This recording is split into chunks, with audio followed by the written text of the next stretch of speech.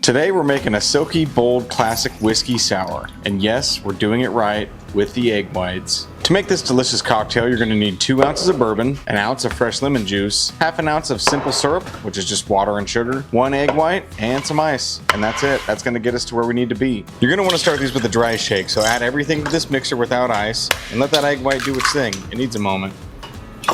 Shake this for about 15 seconds or so, and then we're going to go in with some ice. Once you got that ice tossed in there, you're going to shake it again for about 15 seconds to get it all cooled down.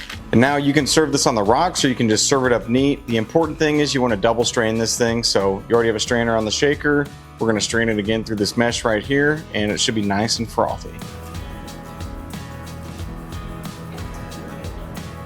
And just look at that froth, creamy, citrusy, and balanced. And there you have it. You can garnish this if you want with a cherry or an orange slice, or if you're a lonely drunk like me, just drink it as it is. There you have it, folks, your classic whiskey sour with an egg white. Yolks up.